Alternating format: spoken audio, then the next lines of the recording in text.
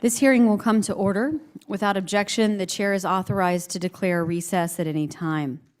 Good afternoon, everyone, and welcome to today's hearing on the commercial space landscape, innovation, market, and policy.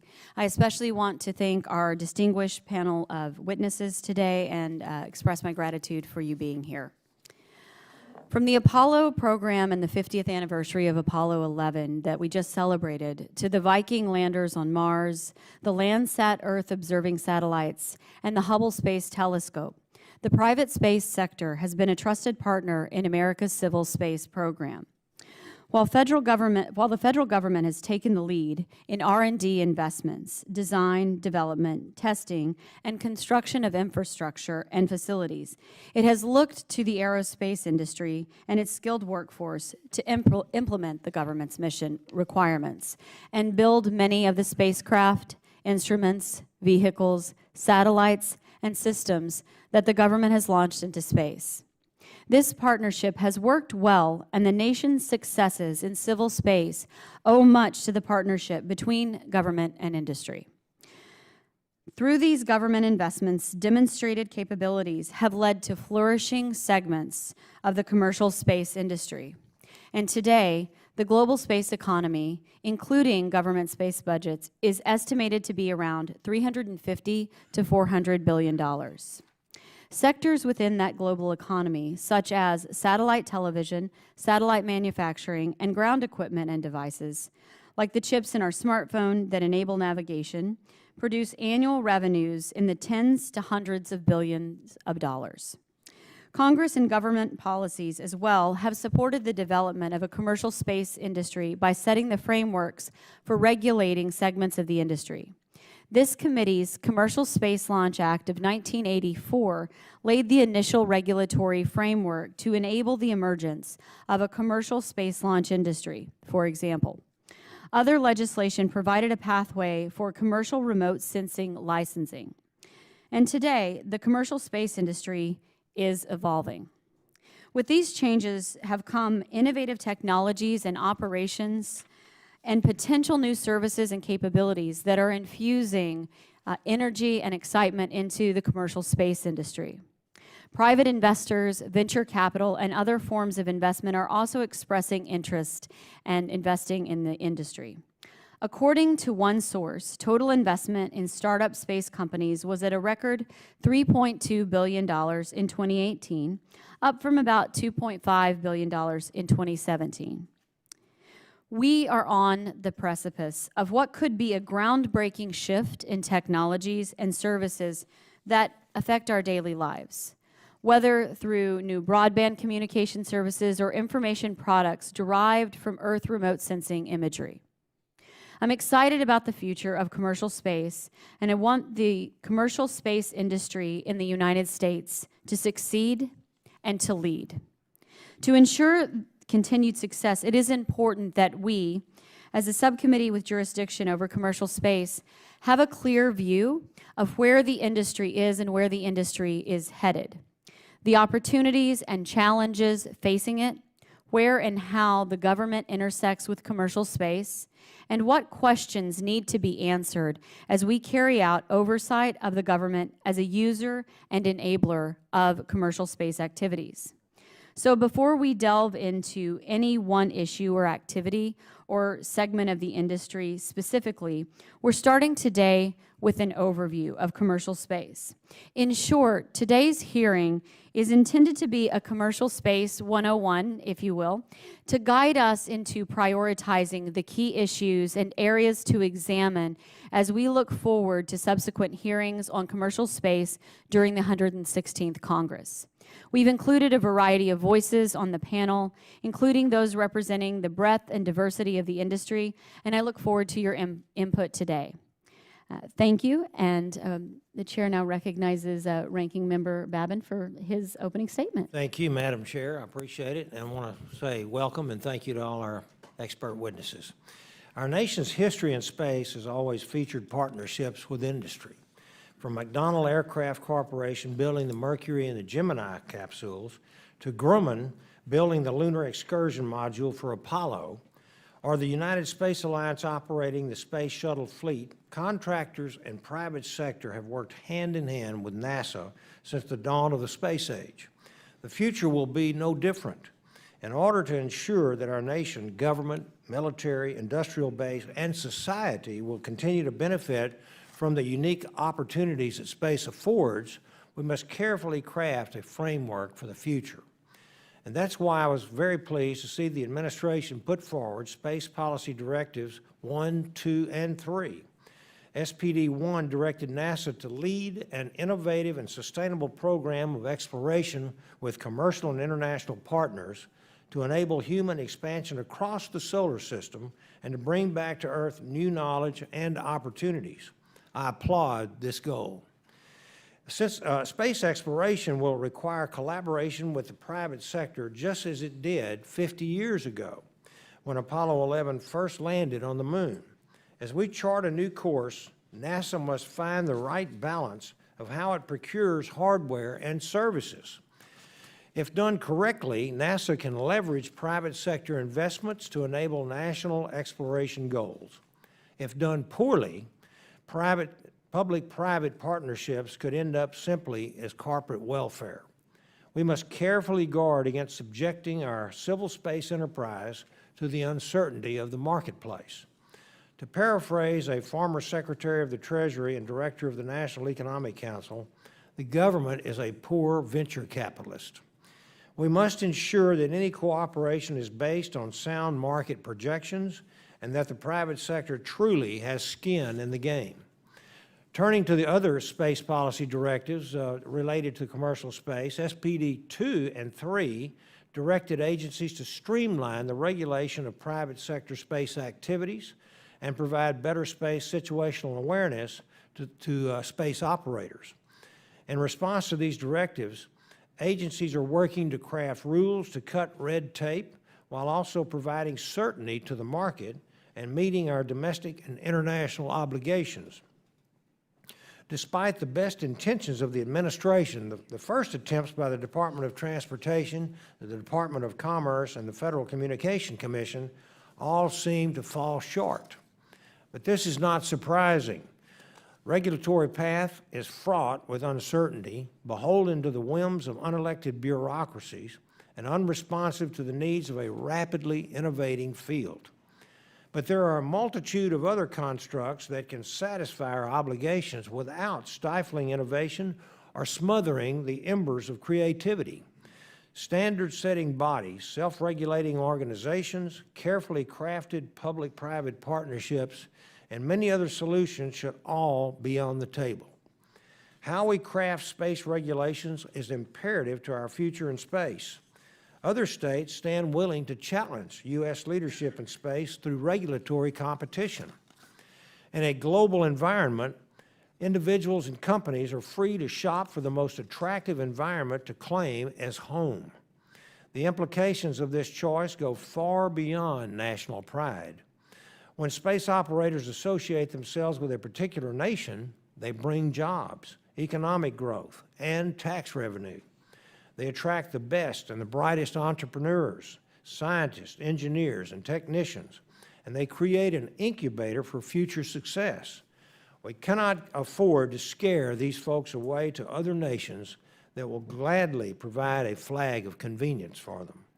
Aside from the established commercial space industries like communications, launch, and remote sensing, we must also consider new and unique activities such as space-to-space remote sensing, commercial space-based signal collection, space resource utilization, satellite servicing, and commercial habitat services, amongst many others. None of these activities were seriously envisioned 50 years ago. And so it stands to reason that we have no idea what the next 50 years will have in store for us. And how we structure partnerships between our civil and commercial space sector and how we will regulate our private sector activities is one of the fundamental space policy questions of our time. Whether or not our system of values will be carried by the future pioneers of outer space will very likely hinge on the degree to which America is able to unleash the awesome power of freedom, liberty, and protect against government overreach. I, for one, want to see the future of humanity in outer space guided by the principles of our great nation. The commercial space sector holds great promise, and I look forward to working with my colleagues to make sure that the commercial space policies, laws, and regulations that we adopt in the future will enable accomplishments just as amazing as those that we celebrated just last week. And I yield back. Thank you very much, Mr. Babin, and Ranking Member, excuse me. And welcome again, everyone. I will now introduce our distinguished panel of witnesses, beginning with Dr. Bhavya Lal. Dr. Lal is a research staff member at the Institute for Defense Analysis, Science, and Technology Policy Institute. There, Dr. Lal leads strategy, technology assessment, and policy studies and analysis for federal space-oriented agencies. Dr. Lal regularly serves on the National Academy of Science committees and is currently serving on the NOAA Advisory Committee on Commercial Remote Sensing.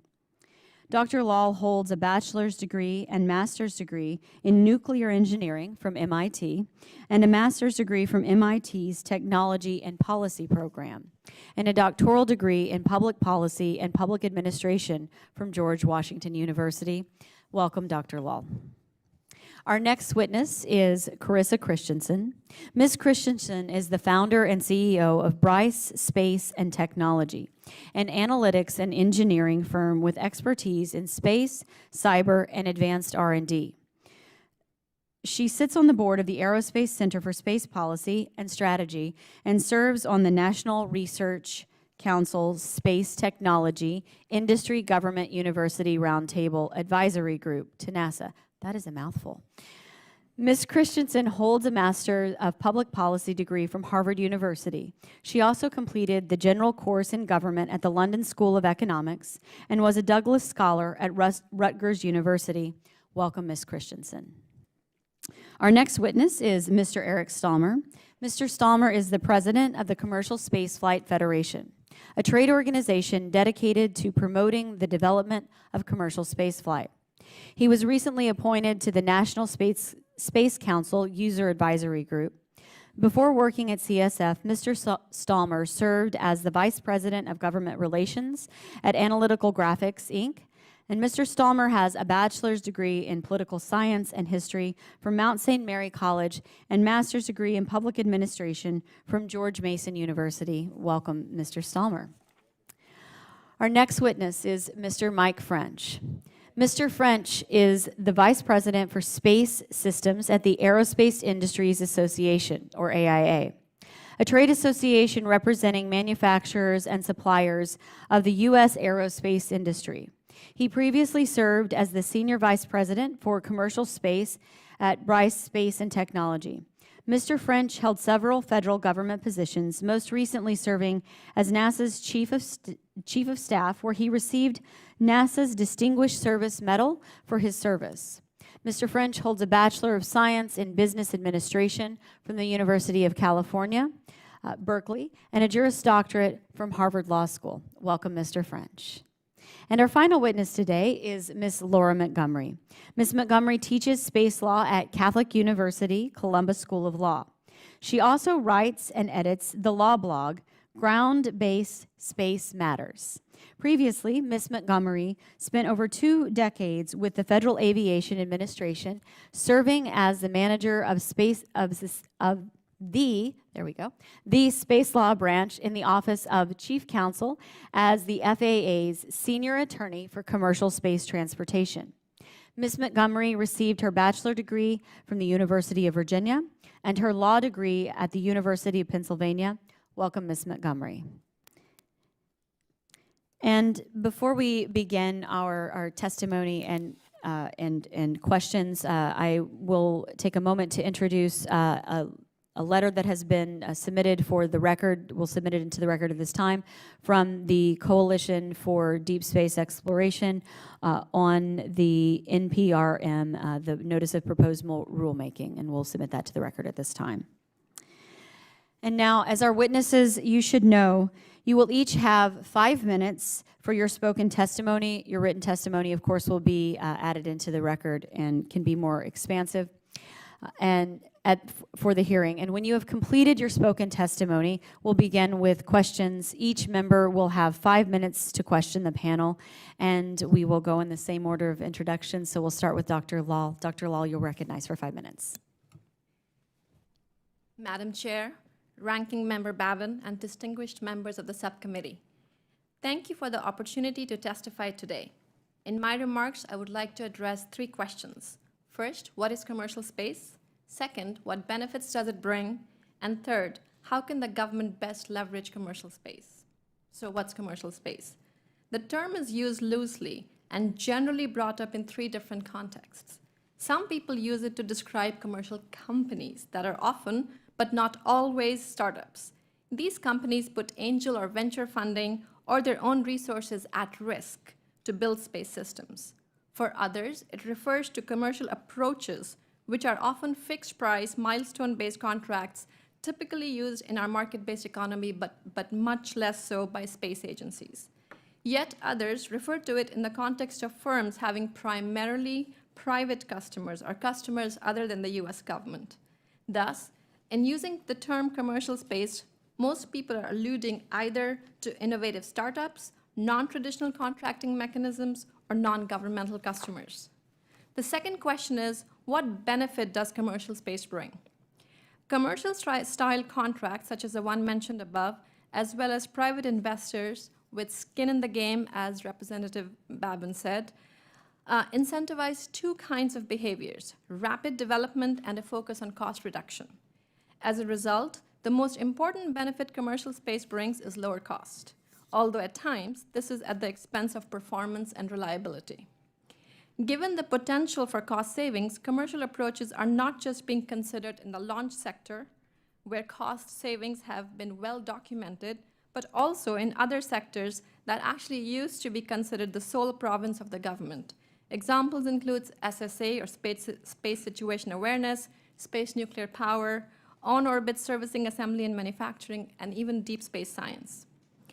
Commercial space has brought more than cost savings into the space sector. In some cases, commercial capabilities have surpassed or are entirely complementary to government ones. Commercial companies have leveraged innovations such as miniaturization, satellite mass production, and use of commercial off-the-shelf components to produce capable, lightweight satellites. These satellites can be simultaneously deployed, meaning that many hundreds can be launched and operated and provide round-the-clock, simultaneous, multi-point imagery of any place on Earth or in space for scientific, national security, and commercial purposes. This coverage is obviously impractical with traditional satellites. My last point on this question is that despite the high levels of innovation and cost effectiveness, if you draw the system boundaries around space-based activities, the principal customers of commercial space today and in the near term are governments, not private. And there are only a handful of exceptions, such as satellite communication and satellite TV, that are paid for by private entities. Lack of demand in the private sector constrains robust development and growth in the commercial space sector. The final question is, how can the government best leverage commercial space? Our research has shown that government purchases of products and services from commercial companies or using commercial approaches has the twin benefit of reducing cost, accelerating the development of many government space programs, as well as fostering the growth of the space sector and promoting the industrialization of space. In light of potential government benefits and commercial needs, we have 2 recommendations. First, at a conceptual level, space agencies should design mission plans and architectures that are sufficiently flexible such that when commercial capabilities reach adequate readiness levels, they can be incorporated in these missions and architectures. For example, several companies are exploring water extraction systems on the moon, and other companies are investing in technologies and systems related to space-based propellant depots and tugs in low Earth orbit. NASA should have architectures in place, so when these capabilities are commercially available, the government can quickly transition their operations to exploit them. Second, and more concretely, space agencies should consider as a norm rather than as an exception, fixed price, milestone-based contracts when purchasing space goods and services. In some cases, a cost-plus contract is necessary and appropriate, for example, for certain high-risk developmental items. But more often than not, fixed-price contracts suffice and allow companies to propose their own innovative solutions. The overarching question, therefore, when considering commercial solutions that must be asked is, would we consider accepting, in cases where it makes sense, an 80% solution at half the cost and double the speed? I'd be happy to expand on any of these points. Thank you for your time. Thank you, Dr. Lal. Ms. Christensen. Chairwoman Horn, Ranking Member Babin, and distinguished members of the subcommittee, thank you for inviting me here to discuss the commercial space landscape. I've provided independent analysis of space activities for more than 3 decades, and I've certainly better. Move it a little closer to your mouth. There you go. Better. I've built my career and my business on the principle that evidence-based objectivity and rigor are critical to effective decision-making, and I'm pleased to share my analysis with the committee. Today, I'll talk about 3 elements of commercial space activities: the current commercial space economy, recent investment and emerging space ventures, and the important implications of this innovation for government. The commercial space economy has existed for decades, dominated by well-established satellite operators providing television, internet, and many other services. Launch and satellite manufacturing enable those services. Considering key industry sectors as well as government space budgets, the value of the global space economy is about $360 billion. A quarter of that is government space budgets, and half of that is the US. The remaining global space economy, more than $275 billion in 2018, is dominated by revenues from satellite services and related products. 2 large markets, direct-to-home television, satellite television, and location and mapping based on the U.S. Global Positioning System and other navigation satellites, are by far the biggest contributors to total industry revenue at about $100 billion each. Satellite service revenues overall have been growing at about the same rate as the global economy, roughly 2 to 3%. The outlook for established services is fairly stable. I'll talk in a moment about innovative satellite startups. In general, my expectation is that those startups will tend to augment rather than replace current capabilities. Looking toward the future, emerging space businesses seek to expand the commercial landscape. Today, we're seeing unprecedented numbers of new space businesses enabled by 3 factors: new technology, in particular very small satellites; new markets, from satellite services to in-orbit activities; and new investors. Billionaire super angel investors and venture capital firms have invested between $2 and $3 billion a year since 2015 in emerging space ventures, with the majority invested in US companies. While a few companies, SpaceX, Blue Origin, and OneWeb, account for a substantial proportion of this investment, it has resulted in more than 250 new space firms. Venture investment is relatively new to the space industry. These investors bring risk tolerance that allows ventures to pursue unproven business plans in riskier markets.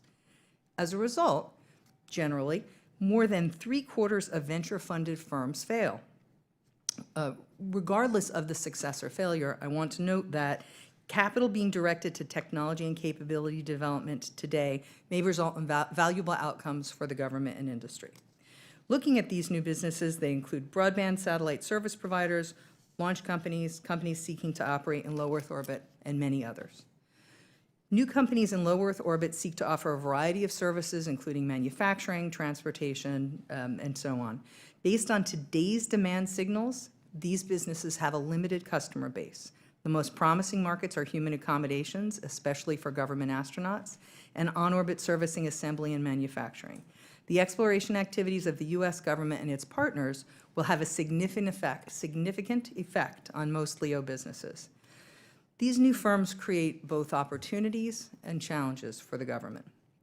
The government is a long-standing customer of commercial space capabilities and helped facilitate today's commercial space markets. The government has an opportunity to leverage emerging commercial space companies to help it do more and spend less. However, the price of leveraging this investor-funded dynamic innovation is uncertainty. The government must carefully consider how to take best advantage of this opportunity while assuring long-term access to mission-critical services. I appreciate the opportunity to share my analysis and findings, and I very much look forward to your questions. Thank you, Ms. Christensen. Mr. Stallmer. Chairwoman Horn, Ranking Member Babin, and distinguished members of the subcommittee, thank you for inviting the Commercial Spaceflight Federation back to discuss the progress of the U.S. commercial space industry. From the Commercial Space Launch Act of 1984 through today, this committee has steadfastly supported the unleashing of American free enterprise to develop the economic opportunities of space. Every major commercial space policy law was born here in this room, and we hope you understand how vital the bipartisanship work that this committee and the House has been to our industry's growing success. The United States is undergoing a renaissance in space led by commercial enterprise. Since 2009, investors have supported over 476 private space companies with over $22 billion in private capital. In my written statement, I outlined several of the commercial space industry's recent major milestones, which sets the stage for even greater accomplishments. As NASA continues to drive the frontier onward with groundbreaking research, the commercial sector is making space affordable and accessible. We are in the defining moments of a new era of space exploration and development, and it's critical that we work together to improve our policy environment to ensure continued U.S. leadership in space. Accordingly, I offer the following recommendations. We need to streamline our federal regulations. We compliment the FAA for getting the proposed rule out fairly, delayed only by the government shutdown, fairly quickly, I should say. Unfortunately, instead of one giant leap forward, the FAA seems to have taken only a cautious half step towards regulatory regime needed by the growing and diverse new space transportation providers and their many users. The 580-page NPRM, plus over 1,000 pages of supporting documents, is very complex and frequently confusing. Its preamble cites many of the right goals, but the proposed regulations do not deliver on them. Most current or prospective FAA space licensees have determined that the NPRM in some ways are worse than today's obsolete rules. The NPRM is not adequately performance-based like it was intended. It adds new burdens and cost. It's confusing and relies on missing documents. It lacks the flexibility to allow for innovation. It's anti-competitive in many ways, creating new burdens to entry for users. And it attempts to fix things that were not broken and add an even more burden to the users. That is why all the license applicants in the Commercial Spaceflight Federation, including our largest spaceports, plus several other entrepreneurial companies, all want DOT and FAA using the many available mechanisms for active industry interaction to develop and publish a supplemental notice of proposed rulemaking. We appreciate the administration's eagerness to reform the FAA's obsolete rules, but we really need to get this right. The companies that are growing, innovating, and improving America's access to space are requesting major revisions to this NPRM, so that the FAA must take the time to engage with everyone, including the newest members of our industry, so the agency can craft the rules for the future. We also must expand on NASA's use of COTS-like partnerships with the commercial industry for human exploration. By even most conservative analysis, the COTS commercial cargo public-private partnership saved NASA hundreds of millions of dollars. Why? Commercial space is underpinned by a pay-for-performance, fixed-price contracts, agile and creative development teams, greater flexibility and risk tolerance, private capital investment, and more intensive innovation. This is not CSF's opinion, but the conclusion of numerous independent reviews of program. For example, in 2014, a report praised the COTS ISS cargo public-private partnership, and I quote, "Because these were partnerships, not traditional contracts, NASA leveraged its $800 million COTS budget with partner funds. This resulted in two new U.S. medium-class launch vehicles and 2 automated cargo spacecraft and demonstrated the efficiency of such partnerships." A 2017 cost analysis review was more direct. The COTS development and later operation commercial resupply services are significant advances in affordability by any measure. Simply put, this approach works. Last week, we celebrated the historic achievements of our nation a half-century ago as we came together for a common goal in space. And it's right and it's natural to honor our past, but we should also be proud and excited about the advancements we are achieving today and what we can accomplish together tomorrow if we build a true partnership between government, including Congress, and the American people and their enterprise. Chairman Horn, Ranking Member Babin, thank you for your invitation and attention. I look forward to your questions. Thank you, Mr. Stallmer. Mr. French. Chairwoman Horn, Ranking Member Babin, and distinguished members of the subcommittee, thank you for the opportunity to testify today. The Aerospace Industries Association represents nearly 340 companies at the heart of the American economy. The aerospace industry that generates nearly $930 billion in economic output and nearly $90 billion in trade surplus, the largest of any U.S. sector. Our industry is supported by more than 2.5 million American workers, and our members have partnered with NASA since its beginning. But today our eyes are firmly fixed on the future. This year, AIA released a report entitled, "What's Next for Aerospace and Defense? A Vision for 2050." This report paints a picture of the innovations that will drive the way we move, connect, explore, and defend our interests 30 years from now. And many of these technologies will depend on an effective partnership between government and the commercial space industry. As Dr. Lal said, there's been much discussion about commercial space, but the term is often inconsistently applied. The commercial space industry is not a new phenomenon. It is part of a $360 billion economy that's existed for decades. Commercial space companies range from established publicly traded companies to large private companies to startups that are still developing their business plans. For example, NASA's commercial crew and cargo partners are the Boeing Corporation, Northrop Grumman, Sierra Nevada Corporation, and SpaceX. In an important trend, these large public space companies are now among the most active venture capital investors in space startups.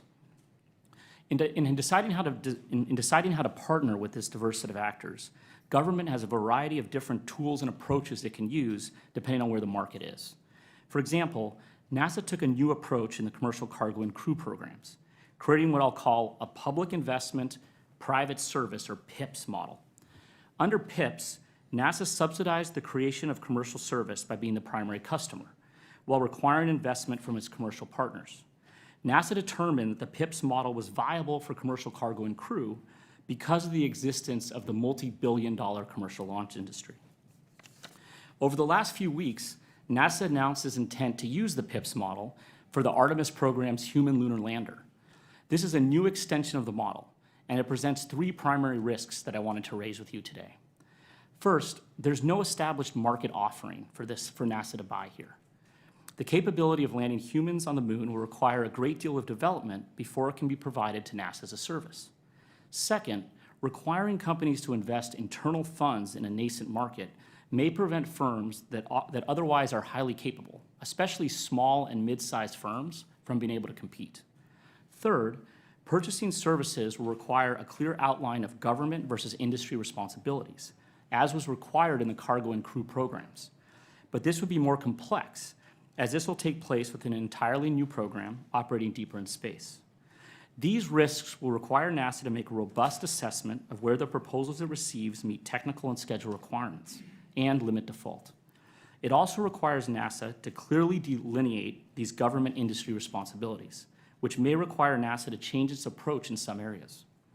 We urge NASA to consider industry's feedback to help mitigate these risks as it proceeds. Moving forward, Congress can provide direction on these approaches as it considers NASA's next authorization and appropriation bills. Of course, Congress's actions are not limited to procurement policy. One essential component to commercial growth worth noting is reliable, interference-free spectrum. A viable commercial space landscape requires a comprehensive approach to our nation's future spectrum policy that ensures adequate and globally harmonized spectrum. As government looks to meet its future space requirements, Congress should continue to be an active ally to commercial space, whether through passing a multi-year NASA authorization, ensuring we have the most talented workforce, or deciding the best procurement strategies. Regardless, the commercial space industry is primed to partner with government and meet the next set of space challenges, from the continued support of U.S. national security space to returning to the moon and onto Mars. I thank you very much. Thank you, Mr. French. Ms. Montgomery. Thank you. Chairwoman Horn, Ranking Member Babin, and distinguished members of the subcommittee, thank you for inviting me to participate today. 3 regulatory agencies oversee U.S. commercial space activities. The FAA authorizes and regulates commercial space transportation, launch and reentry, but does not have authority on orbit. The FCC oversees communication satellites, and NOAA regulates remote sensing satellites. In response to administration calls for streamlining, the 3 agencies have issued notices of proposed rulemaking to fix their regulations. They have made good attempts, but the FAA and FCC have also taken the opportunity to impose new regulations, not all of which are clearly within the authority granted to them by Congress. The FAA, for one, proposes to ask payload operators, whom Congress neither told it to license nor regulate, whether they encrypt their transmissions. But is this request for information actually a disguised requirement? Although Congress has given the FAA some authority over payloads in that the FAA may stop a launch for payload concerns, Congress has otherwise been clear that it has not provided the FAA the authority to regulate payloads. The FCC also issued an NPRM to modify its orbital debris regulations. In stark contrast to Congress's financial risk approach for space transportation, the FCC proposes that satellite operators indemnify the U.S. government against damage claims. If Congress has not said that the satellite industry must protect the U.S. government, one might ask, first, how the FCC thinks it has the authority to do so, and second, why it has chosen a different path for a related space industry. Because it is the legislative branch, Congress has the ability to choose a different path for satellites. The FCC does not. There are 3 controversial provisions of the Outer Space Treaty that Congress could interpret in favor of incentivizing private commerce. It is my own view that interpretations that incentivize are the right ones. The first involves the regulation of private entities in space. Article 6 of the treaty says that the activities of non-governmental entities in outer space shall require authorization and continuing supervision by the appropriate state party. The FAA has indicated that it may deny a private entity access to space if the private entity's activities are not federally regulated. This part of the treaty is not, however, self-executing, which means that it does not create an obligation on the private sector until Congress says so by passing legislation. The treaty does not say that either all or any particular activity must be authorized, which leaves decisions regarding what activities require regulation to the member states. And in the United States, those decisions are up to Congress, not the FAA. The FAA's position ignores the Supreme Court in Medellin versus Texas, where the court held that not even the president could enforce a non-self-executing treaty. The FAA should thus not claim the power to use the treaty to deny a non-governmental entity access to space. Next come property rights. The treaty bars national appropriation in outer space. This creates legal uncertainty for the private sector.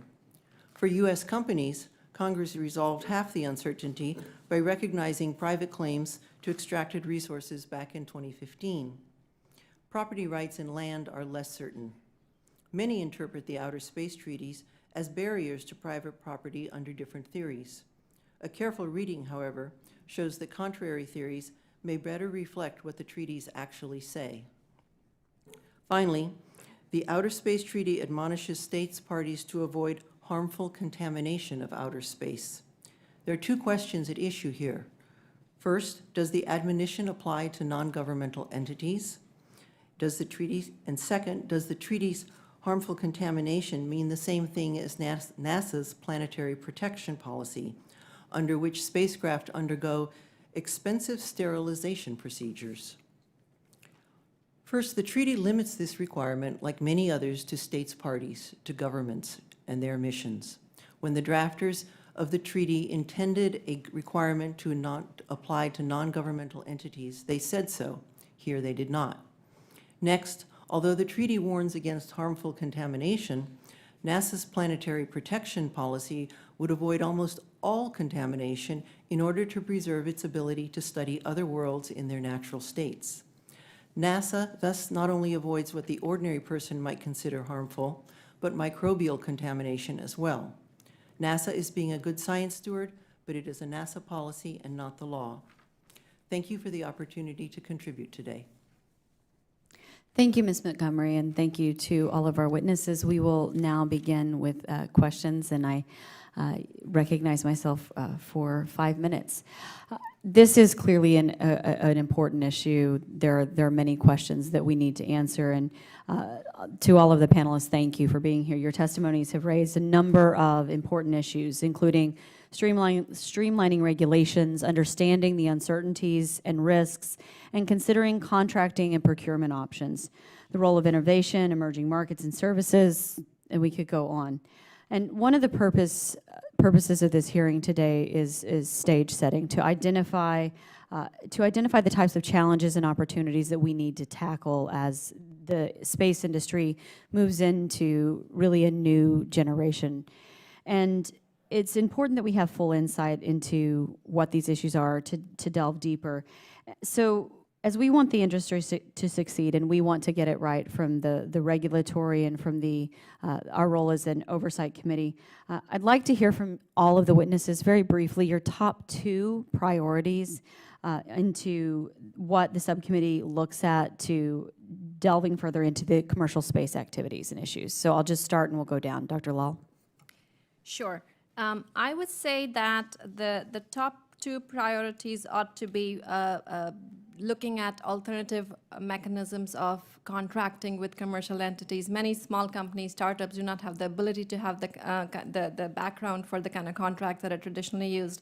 And the second one is to understand that there may not be, at least in the near term, private markets, and therefore there is more support needed from the government to support emerging commercial companies.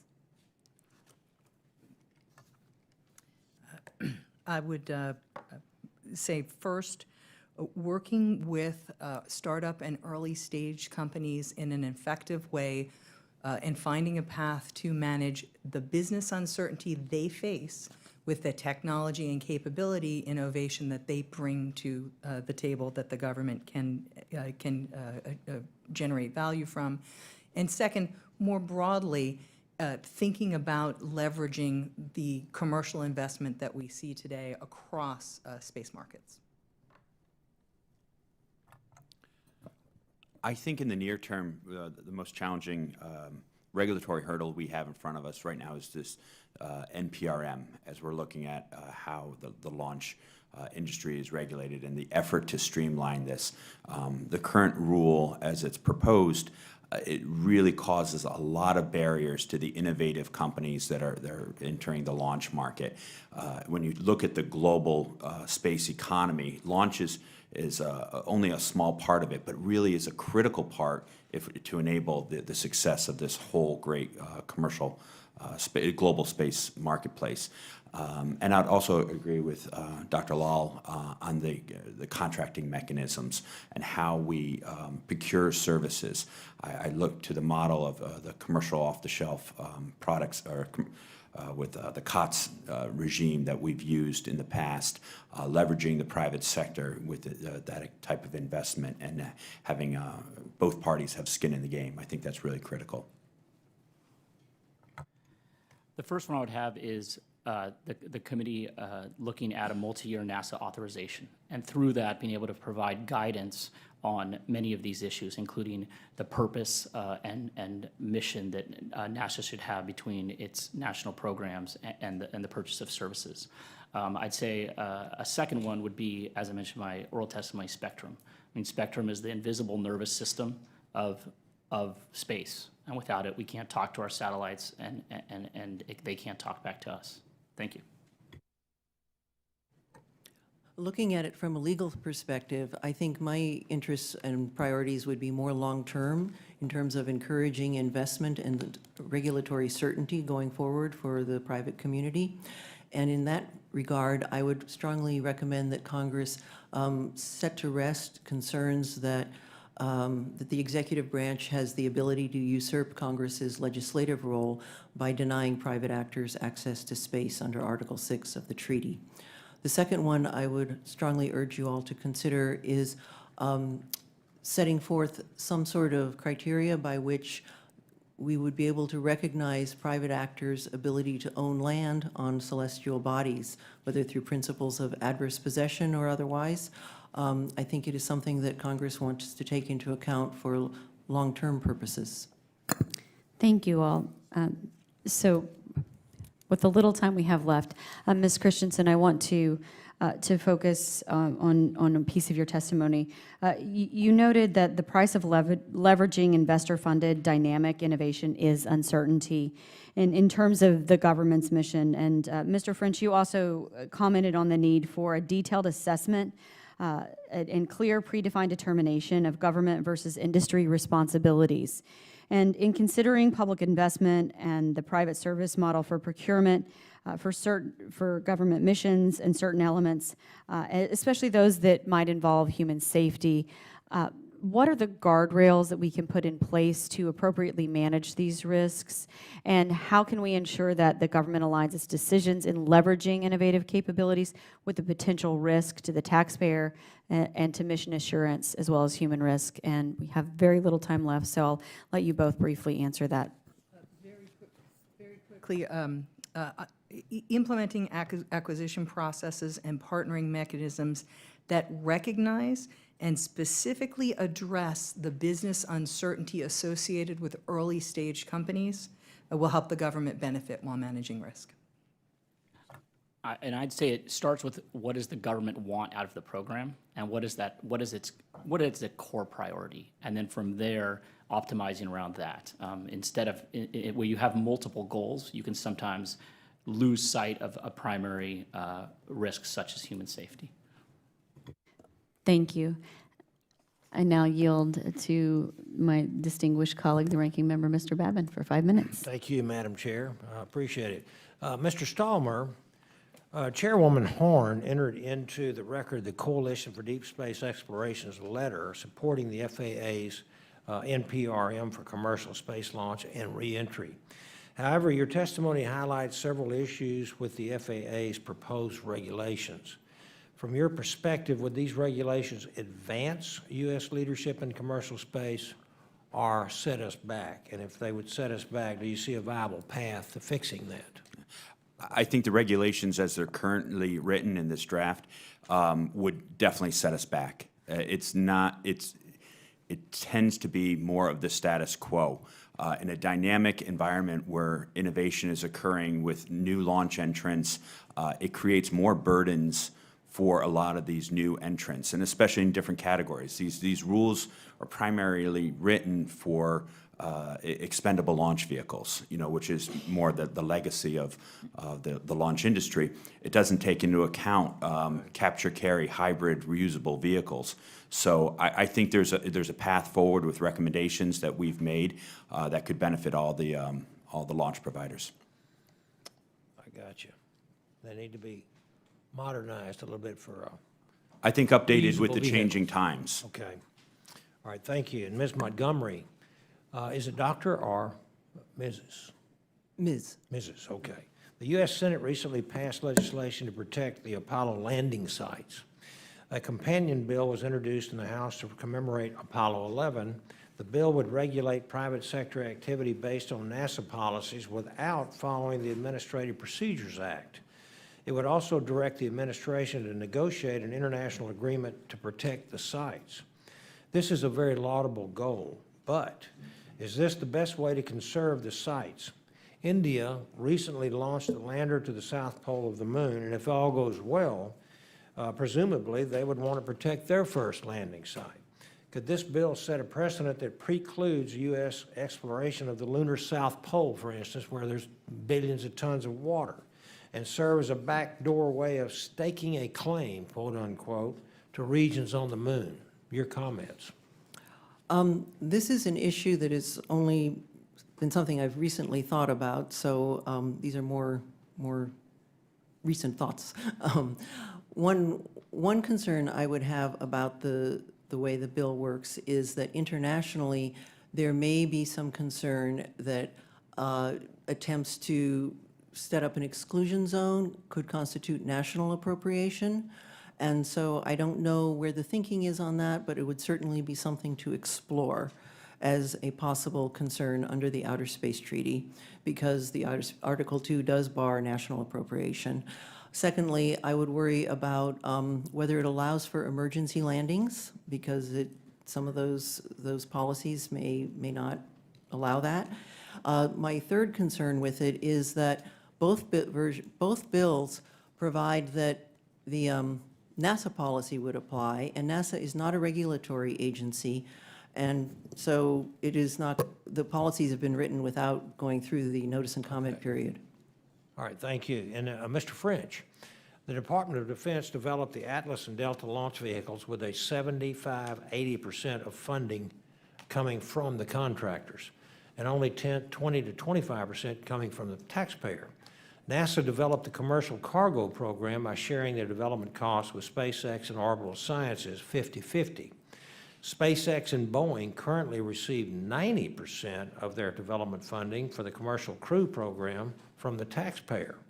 NASA recently announced that the lunar landers will also be funded by the taxpayer at least 90%. The rationale for the early partnerships was that contractor could also sell to other customers, which would lower the government's cost. The success of such an approach is dependent upon the potential market outside of the U.S. government. There appears to be a market for robotic landers, but is there a market outside of NASA for human-rated lunar landers that could defray the cost of the government and justify a public-private partnership at this point? Thank you, sir. There's no current market in this area, unlike the case of the multi-billion-dollar commercial launch market. And so it raises that risk of, are you possibly excluding some pretty capable companies if you require them to put money in an area where they aren't able to realize a return in a 5 to 7 year period where they have to make those decisions. Okay, thank you very much. And I am expired, so I'll yield back. Thank you. Well, it looks like you're still here, but your time is up, so don't go anywhere. We like having you around. Mr. Christ, you're recognized for 5 minutes. Thank you, Madam Chair, and thank all of you for being here today. Maybe sort of an out-of-the-box question, but who are the 3 largest players in commercial space today? And for any of you or all of you to answer, since this is 101.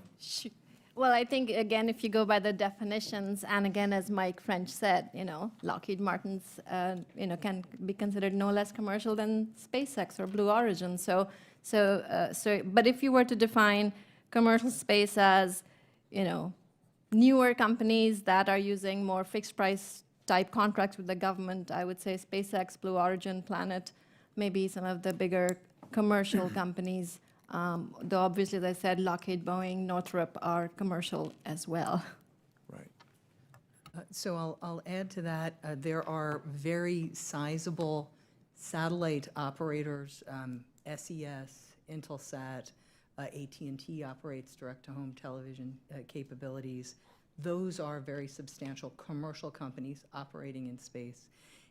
Thinking about human spaceflight and on-orbit activities, there, just as Dr. Lal said, the major companies, Lockheed Martin and Boeing, Northrop Grumman, and looking at the venture-funded firms, the companies that have specifically had in their history this new kind of investment financing, I would say that the largest is SpaceX by far.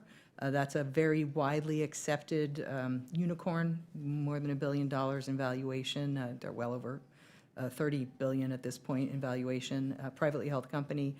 Blue Origin, and then the satellite startup OneWeb, which has received very substantial investment, several $1 billion to design and deploy a global broadband satellite constellation using small satellites.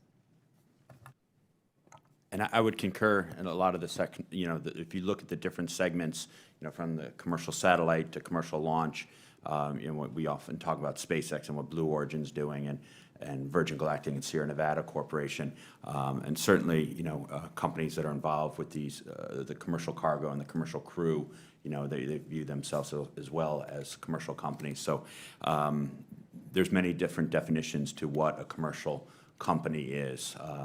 And I won't rank order them because I have 85 of them, and I think they're all great. So. You ought to know it better than anybody.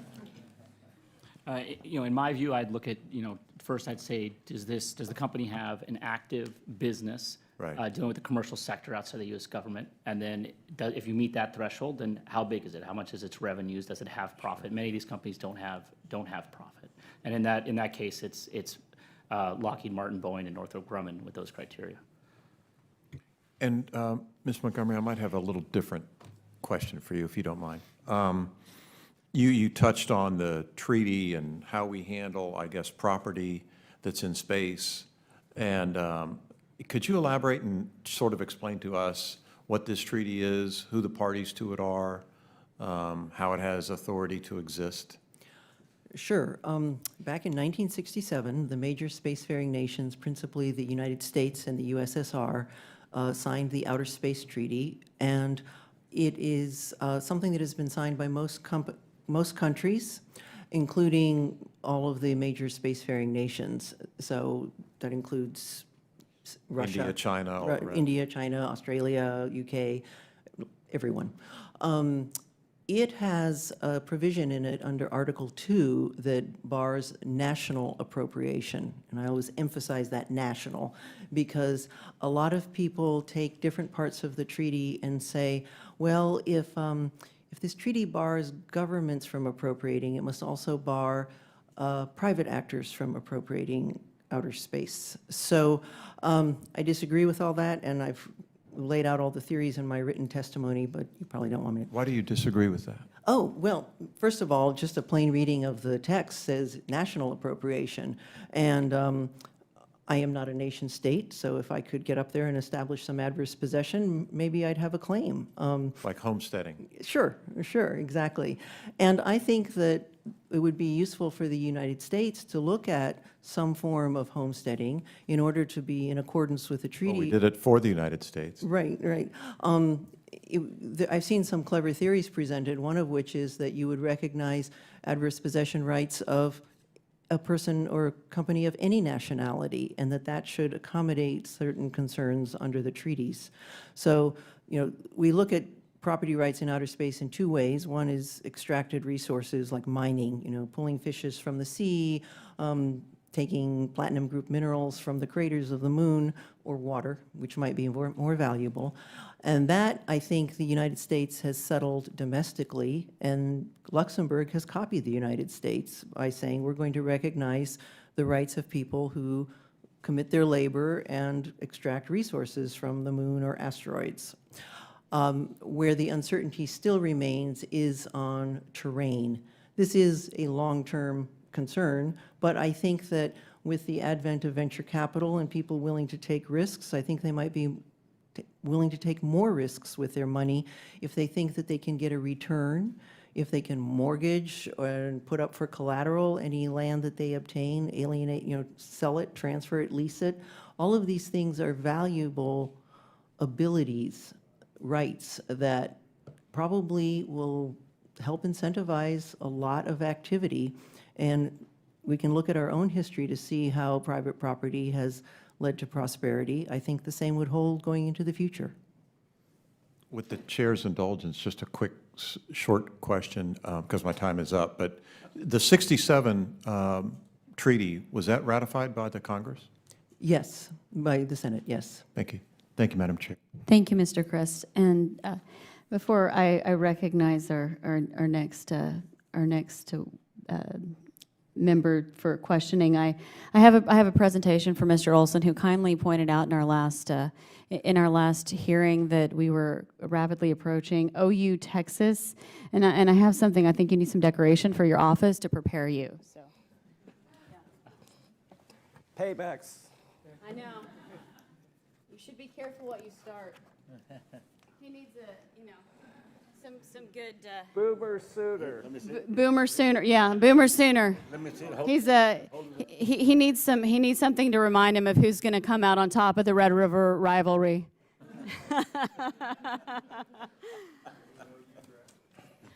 I'm not, but I am an Okie through and through, so I can't allow my friend from Texas to take over. Yes. So, Madam Chair, apparently in this committee, there's still space for fun. Yes. Oh. But I like it. I like it. Mr. Olson, you're recognized for 5 minutes. I thank the chair. Hook 'em. Hook 'em. I'm sorry. Welcome to our 5 witnesses. My district sits in the shadow of the Johnson Space Center, the home of human space flight. In 2015, the FAA approved the Houston Spaceport. It's a commercial launch port being built in Texas 22 at Ellington Joint Reserve Base right there in my district.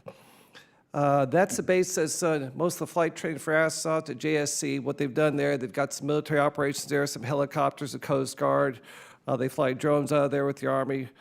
Last month, they announced their first phase of construction for the spaceport. Basically, the infrastructure, the streets, the water, the electricity. The city council in Houston has approved $18.8 million this past October for that infrastructure build. Their vision is to launch micro satellites from the spaceport there, help out with astronaut training, zero-G training, get rid of the vomit comet, they call that bird that just flies for about 30 seconds down. They can't train. This can make a lot more training. They actually want some space tourism. Follow the flight that Alan Shepard, just basically suborbital, go up for 10 minutes, come back down, fly the Gulf of Mexico. It's a great operation. They've got 2 tenants already there. They've got intuitive machines. They've been selected by NASA to build what's called the Nova C. That's a vehicle that's going to the moon by 2021 is the current plan. They've also got Trumbull Unlimited Unmanned, which builds UAVs. As you know, those guys are good for data collection, and they were great during Hurricane Harvey to see levees and people trapped real time. And so my point is, and these companies there, got a lot of companies in Houston and all across the country. They're making great strides on commercial spaceports like that in commercial space. We've proven that commercial flights to the space station cargo are working. No doubt about that. I expect crew flights, human flights to the space station with commercial vehicles will not be a problem sometime, Mr. Stallmer, later this year. My question is, since we're doing commercial rockets to the space station for cargo and soon crew, how about we turn over the space station to the commercial sector? Is that a good idea? There's been challenges we should know about. How about making it whole private? The space station, the vehicles that go up there, humans, cargo. I certainly appreciate your endorsement of that, and I think in time we may be there. I think NASA has been an excellent partner on the space station. I think you see the great work that the ISS National Labs have been doing, formerly known as CASIS, on opening the commercial marketplace on the International Space Station, what NanoRacks is doing, Made in Space. So the commercialization of the space station is slowly growing. And someday that may be the case, that they turn it over to the commercial sector. And I think eventually we will see routine commercial flights to the International Space Station. So I'm very enthusiastic about the work that's being done. But one thing we do need is the certainty that the space station will be there, so we can, work to greater commercialize it.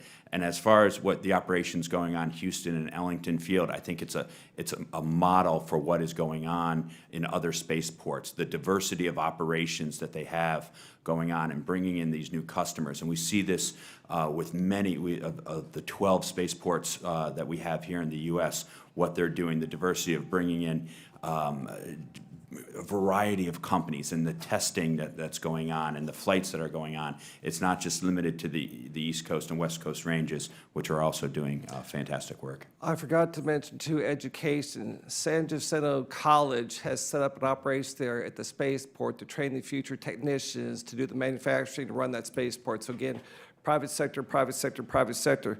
Another question for you, Mr. Stallmer, is we're trying to go, it looks like we got low Earth orbit pretty much settled for commercial. I don't think that's a big problem. But how about beyond low Earth orbit, going to the moon? I know it's a long way off, but we've been preparing for commercial vehicles and commercial crews to take us to the moon and maybe Mars and make this whole endeavor commercial? NASA has set out a great vision with the Artemis program about bringing that next step going back to the moon.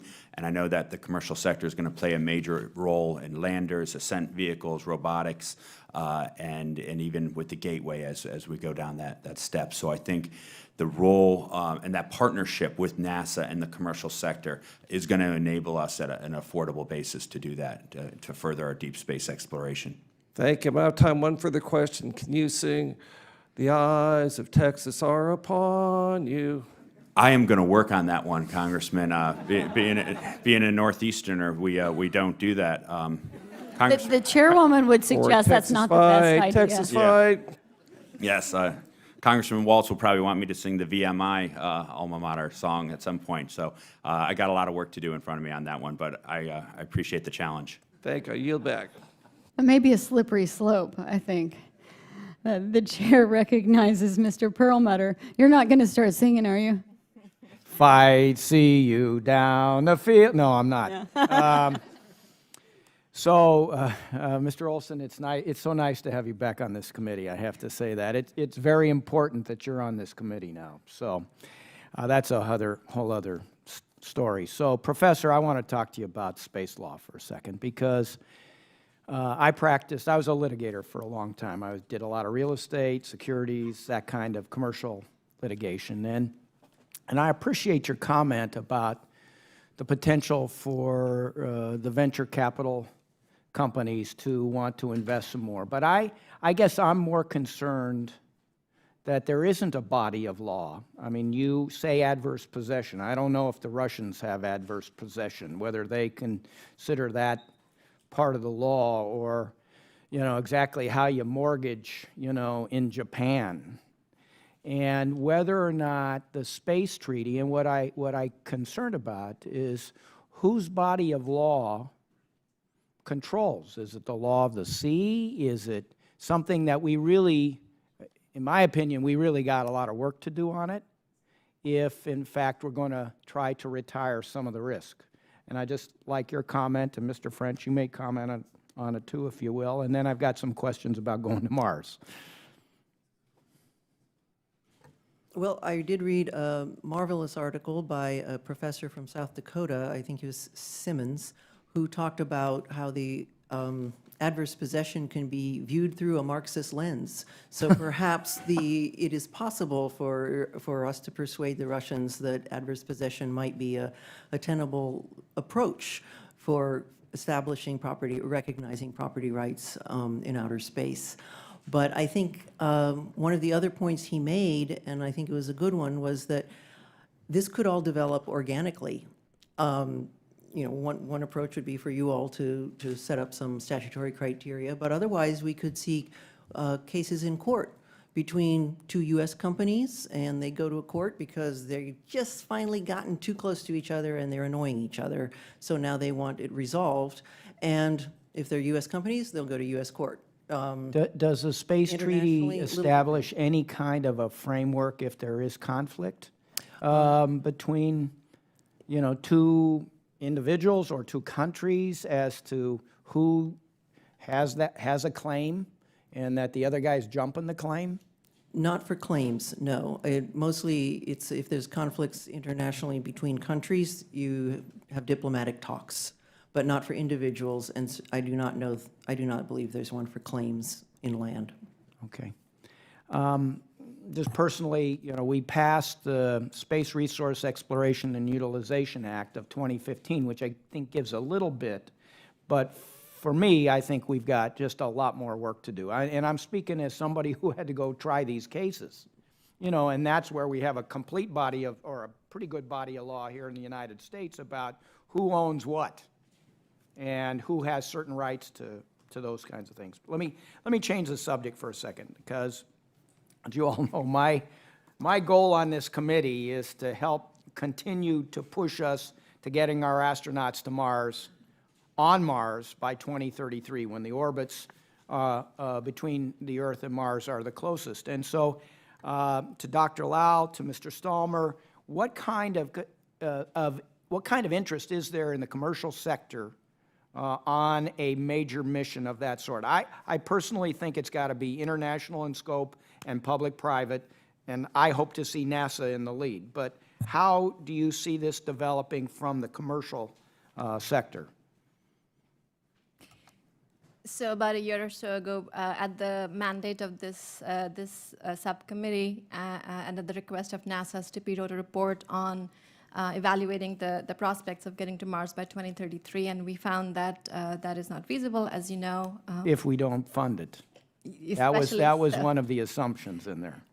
But to specifically answer your question, you know, commercial entities would be just as happy to take the money as anybody else. So there's no, you know, there's no pushback from commercial sources to get to Mars. The important thing to mention is that some of the activities that need to happen, you know, the linchpin of the Mars mission is the deep space transport, the DST. It's a very complicated piece of machinery. It needs to keep humans alive for 1,100 or more days. It needs to have a power and propulsion system that can get it there and back, and it needs to have an ECLIS system that we do not have. It needs to have almost complete 100% recycling of air, oxygen, etc. These are just very difficult things to do on fixed price sorts of budgets, because they're so high risk, and cost plus contracts tend to be better for these. It's kind of a new venture. Yes. Mr. Stallmer. I would say we can't get there unless if we don't start soon. You know, 2033, you put a date out there, and we work to that. There are technical challenges, but I can tell you that I have two large members, two individuals that are quite passionate about getting to the moon and beyond, and are willing to back that financially with their own personal net worth, and are developing systems and have that vision.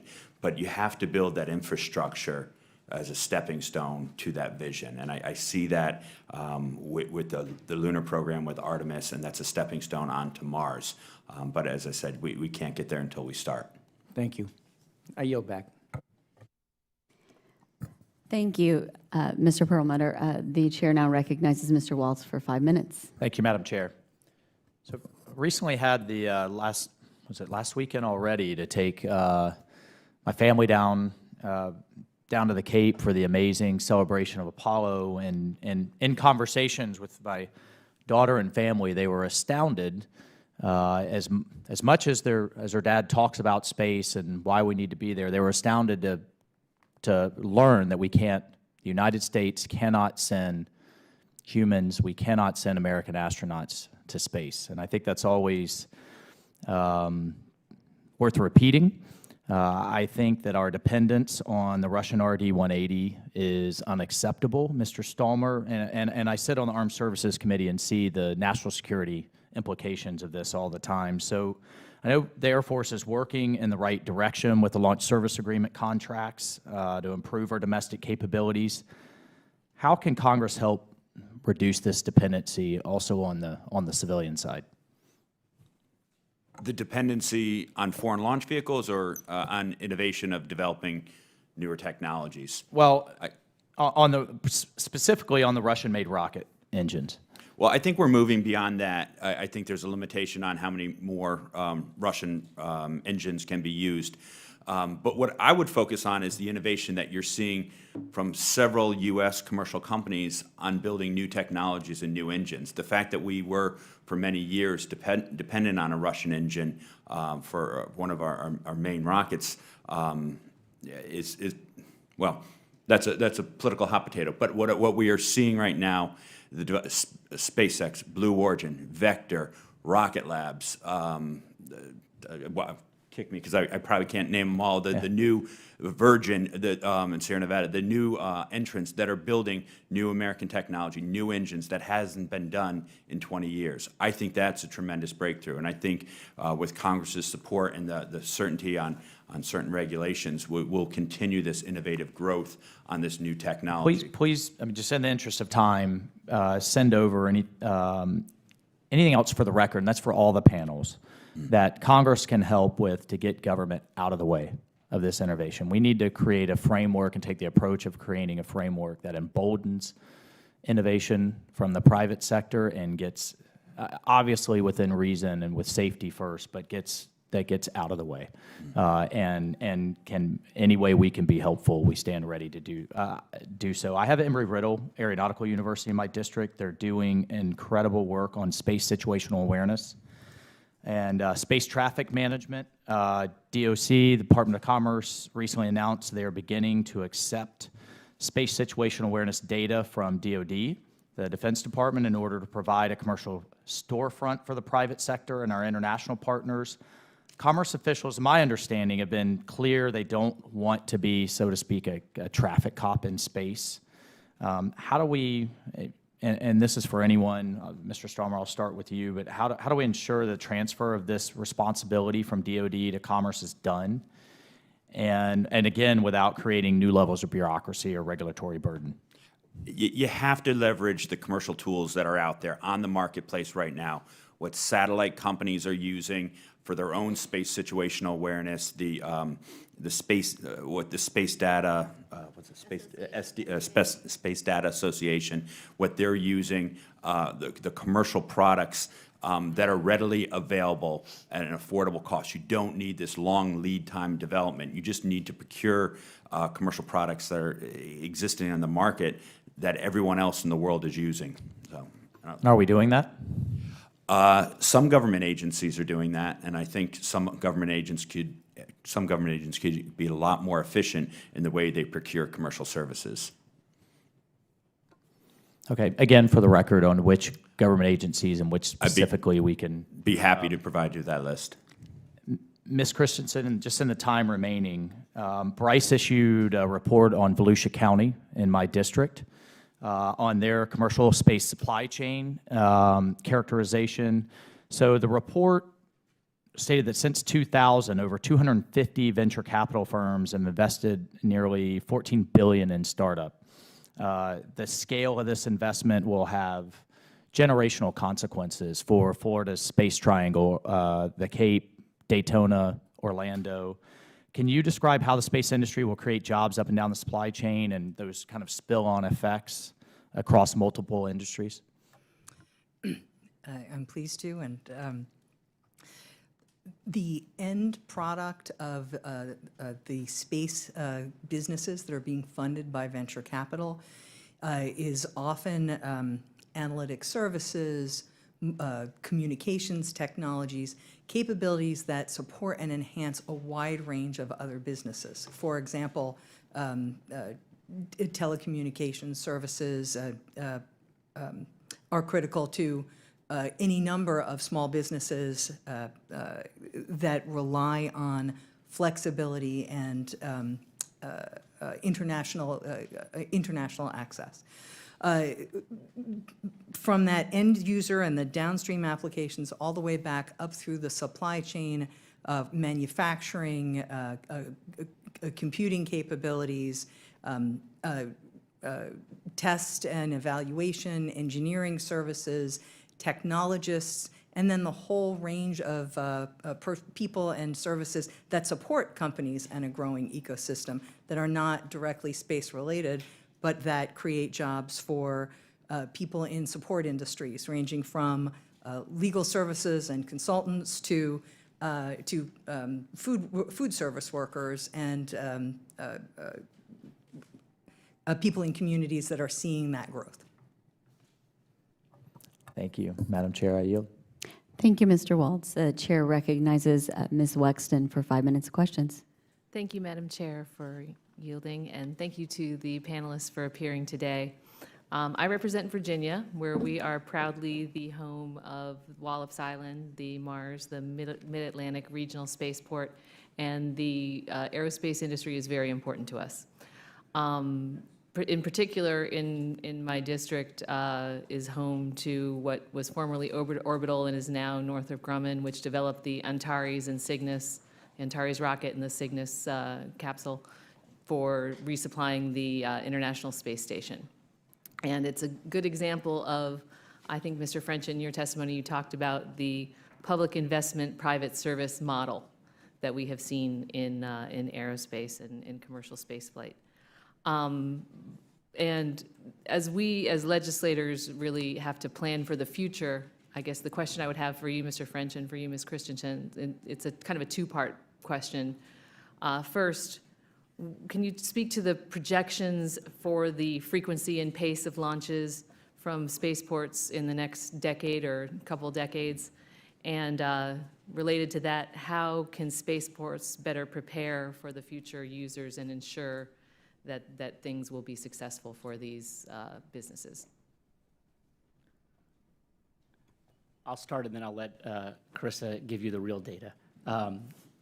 First off, on the partnership with Northrop Grumman, then Orbital, is a great example of the right factors in place. There was existing launch market that NASA could capitalize on and make that partnership happen and be successful. And I think you're seeing similar things. Wallops, I think, is doing a good job in thinking about that as it partners strategically with different government entities to make it a sustainable launch site. So that's sort of, I think, a very good strategy from the Wallops perspective. Okay. And what do you foresee? Is there anything else that we can do better, or what do you foresee in terms of the pace of launches coming out of spaceports in the future? I think from my perspective, the two that you've got quite a bit of future demand in those programs you described. I think there's something like 65 launches planned with the NASA commercial crew and cargo programs that Northrop Grumman is a part of. And then I think you have a series of DoD launches that are likely expected, given how important space has become on the national security side. Okay, thank you. We are generally seeing, with regard to projections for the frequency and pace of launches, we're seeing increasing launches in recent years and will likely in the next few years.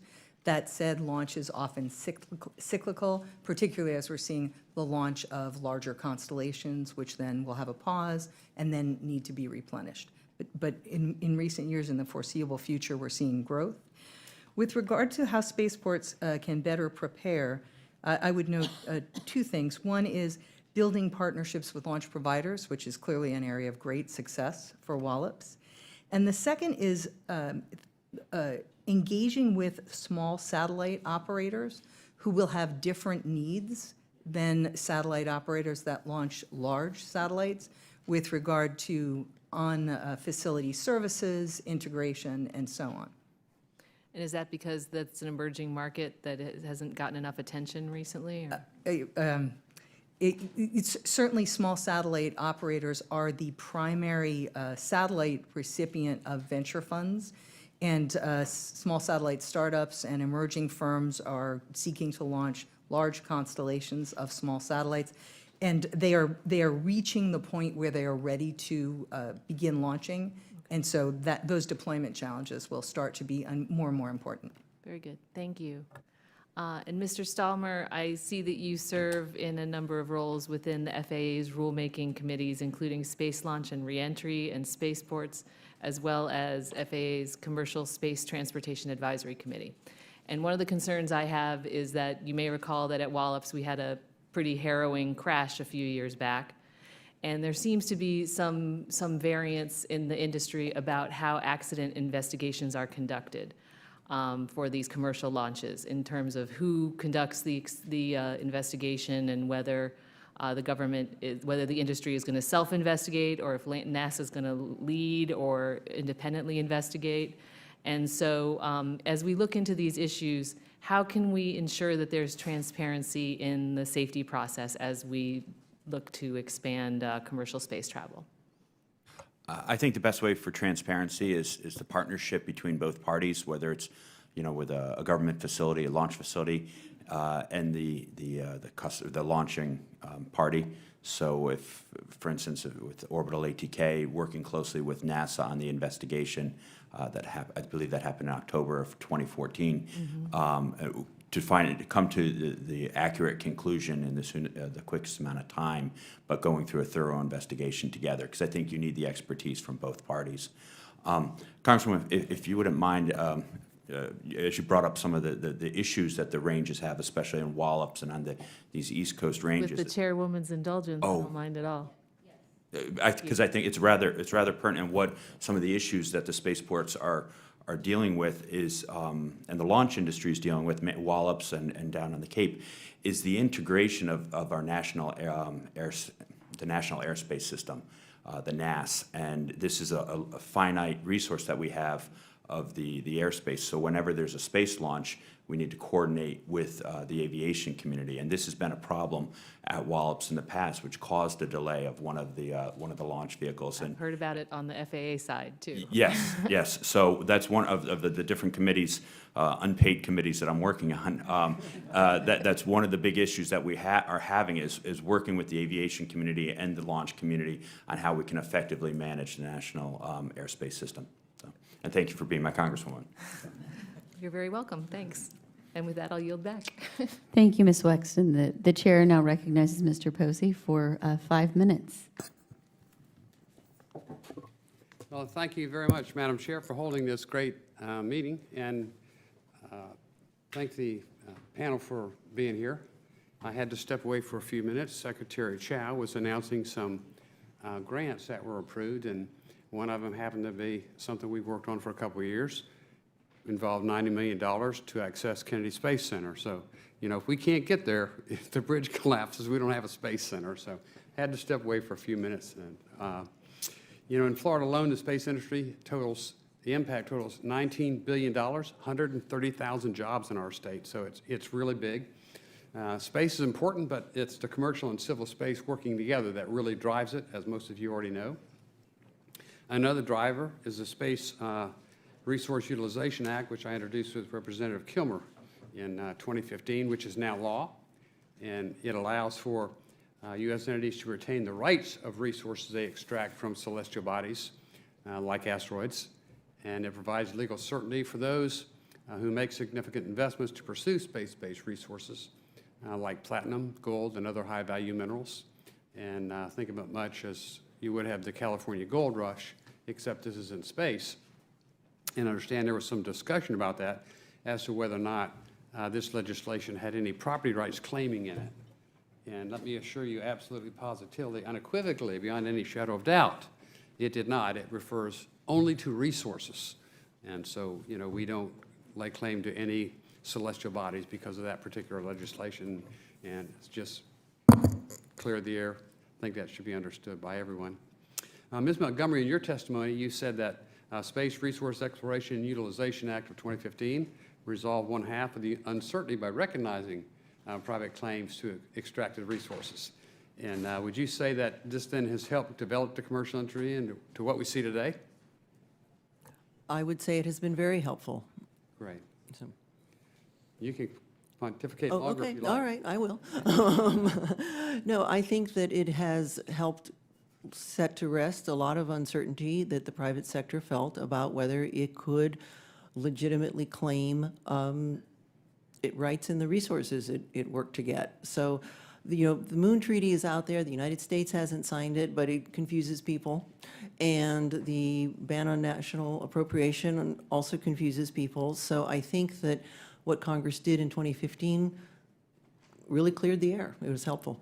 Yeah, we hear from some great panels in this committee. I mean, I think this is the greatest committee in the world to be on. And here's some great, interesting, learned people. And we were told one time they think they've identified an asteroid with more platinum-based deposits on it than have been mined from the history or on Earth during the entire history of man. Wow. I mean, that's a lot. And, we know the environmental damage this mining does. And we know if we can pluck this stuff off an asteroid, it's so much better for everybody. Win-win-win-win situation. Mr. Stallmer, Would you say the law has helped develop the commercial space industry and what we're seeing today? Yes. No, just, and I'll elaborate. No, I think your leadership and working with Congressman Kilmer was really breakthrough for the resources, in-space resources, and how we pursue that. And I really think the long-term impact of that type of legislation, we won't really see the benefits until years to come, but I think it was very foresightful on that legislation. So I think it will have a huge impact on the commercial industry. Yeah, I remember hearing Neil deGrasse Tyson when he lectured here before we had him as a witness one time. He lectured in the Jefferson Building, and he said, you know, space is the only thing that we really spend money on, that Congress spends money on, that doesn't benefit us here today. That's really in the best interest of future generations, like planting trees, the shade from which you never expect to enjoy the shade. And I think that's great, and I hope that helps energize and helps interest more of our young people. Got 33 seconds left if anybody wants to weigh in on that. We wrote a report recently at NASA's request on asteroid mining, and step 0 is knowing what the potential of asteroids is.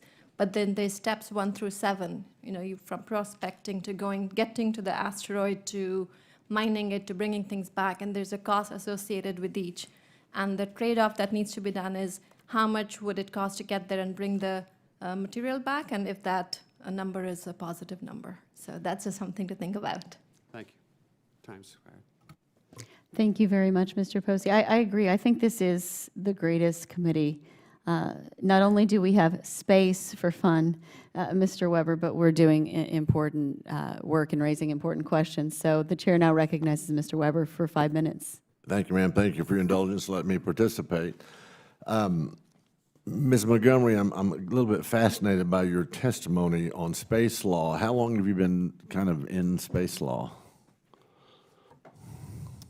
Going on 30 years. I was in private practice and did some satellite work, and then about 25 years ago, I joined the FAA, where I spent 22 years doing space law. Okay, and I noticed Rockets. you talked about in '67 there were signatories to the treaty, and of course that would have been under Nixon, and you said it was ratified by the Senate, I believe. Yes, yes, it was. Okay, and you weren't even in elementary school at that point, so I'm fascinated by your learned so Sir, quick. I was in elementary school.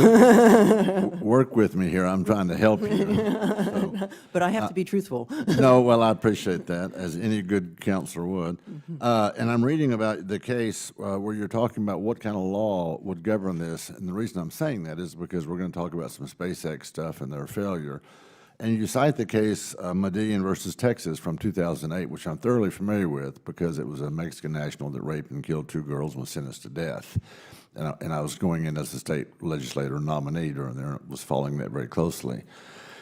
And you talk about the ruling where they said that those kinds of treaties, because the Mexican government sued, of course, wanted to make that his rights were violated. He didn't get notified that he had the right to contact his embassy. And you know the case. So anyway, I'm kind of fascinated that you say that might apply to space treaties. Now, go ahead. Yes, I would say it does, because in the law, you can have principles that will apply across industries or situations if even though they're all very different. So although the treaty was ratified, that is different from whether it is self-executing or not. And so when the Supreme Court talked about the treaty at issue in the Medellin case, Right. it articulated the principle that if a treaty has been signed onto and ratified, but the entity in the U.S. government that it obligates is the U.S. Congress, then everyone has to wait for the U.S. Congress To act. Yeah, by that's right. passing a law. Right, and I agreed with that opinion, by the way, just for the record. But I want to fast forward. How many other attorneys are there that, and you may not know this, where do they teach space law? Where's that taught? I notice you're from what college? I teach at Catholic University's Columbus School Okay. of Law. There is also, Representative Brooks is in here, Ole Miss has Okay. a space law course. Nebraska has a space law curriculum. And then Georgetown and GW also have space law classes, American University space law classes. Right. And McGill in Canada. My fear is that we don't want those international, indeed extraterrestrial, if you will, treaties being applied down in the various and sundry states and being hampering what commercial space exploration could do. And I'm thinking about, is there a move to take that law and to hold countries and states accountable? Have you seen that any at all? Yes, sir. When Moon Express went to the FAA for a payload review, the FAA did grant it, but it said in its press release that we are concerned that they're not going to be regulated, and it's good they're only there for 2 weeks. Otherwise, under Article 6, we would perhaps have had to say no. And I would say that that is contrary to the Supreme Court's articulation of House. And you noted in one of your footnotes that one of the administrations took a different view of Article 6, one of the preclusions. Was that the Obama administration? Yes, sir. Okay, that's what I gathered by the date. Let me move forward here. I'm deeply concerned about the secrecy surrounding the launch pad explosion that destroyed SpaceX's Dragon capsule. Are you all familiar with that? I'm not getting all heads shakes. Okay. As you know, that was an unmanned test at Cape Canaveral, and it was recently revealed that a critical parachute failure occurred during the Dragon test capsule in April. Y'all are all aware of that? No, I'm not getting all head shakes. Okay. This was kept secret from the public. So this mishap is especially distressing given that NASA's Aerospace Safety Advisory Panel specifically directed that parachute designs be finalized and proven before test flights occur. Back to the counselor. Ms. Montgomery, this should be governed by state law, federal law. Does it fall under the purview of the Space Treaty? What say you? It is governed by the FAA regulation, the Commercial Space Launch Act and the FAA regulations in terms of I'm not really that familiar with the incident, but was it for commercial crew or was it? It was unmanned, but yes, it was for a commercial crew. Okay, so as you may be aware, Congress told the FAA that it could not regulate for the safety of persons on board until 2023, that the industry is supposed to have the same sort of barnstorming era that the aviation industry got in the early days, so that the FAA may be hampered in its ability to look at that. I don't know, but I stress that I don't know because I don't. Well, I know Mr. Stallmer made a comment in his his remarks, that the FAA had only gone halfway toward regulations, I believe you said, hadn't gone far enough. And I just want us to be careful, know who's going to be controlling, who's going to be regulating, what law governs. You have a comment, Madam Chair, if you'll indulge me. Mr. Stallmer? Yes. What I was referring to was the halfway is in this current NPRM on some of the regulatory and the streamlining. Oh, okay, I got you. Thank you, and I appreciate your indulgence. I'll yield back. Thank you, Mr. Weber, and thank you for raising, I think, some very important questions, and thank you to our panel. If it wasn't clear before we started, there are a lot of issues that face us about commercial space. What exactly that is, Dr. Lal, to your point, how we classify it, how we quantify it, how we set the stage to encourage growth, but also provide accountability and certainty moving forward, and establish a legal framework where it doesn't exist, or address the need for a legal framework where one doesn't necessarily exist in the regulatory environment in order to make all of these things possible. Taking this away, we clearly have a lot to look at moving forward, and I'll just sum it up with a few observations. There are a few buckets that I think we need to look at. One is, what is the right level of oversight and investigation, and how we can, and transparency, I think, to your point, Mr. Weber, because that falls under a NASA contract, and how we look at that, the regulatory framework, and all of the things that are involved in that. And then what is commercial space? If 90% of a given program is a NASA program is funded by the government, at what point does that become commercial, and where do those issues enter in? And the overall question is that where the markets have developed in the places where they exist independently of a government customer. Again, going back, Dr. Lal, to your initial testimony, that despite innovation, the principal customer for many of these areas is still the government, which we see how to set the regulatory framework, how to create the right balance, and how to properly define what is governmental with private industry being a part of that, and what is truly commercial for the sake of commercial, and how we set the stage. So clearly a lot of issues that we have to tackle moving forward, and sincerely appreciate your testimony and your engagement today, as well as all of our committee. I think this just goes back to the importance of the work that we're doing here, and I think a very clear bipartisan concern for doing the best we can to set this up to succeed in many ways. So thank you for being here today. Thank you for your attention, your testimony, and okay, wait, I got to make sure I read the rest of the things. Before we bring the hearing to a close, I want to thank our witnesses, and the record will remain open for 2 weeks for additional statements from the members, and for any additional questions the committee may ask of the witnesses. I would say be prepared. We may have additional questions, and the witnesses are excused, and this hearing is adjourned.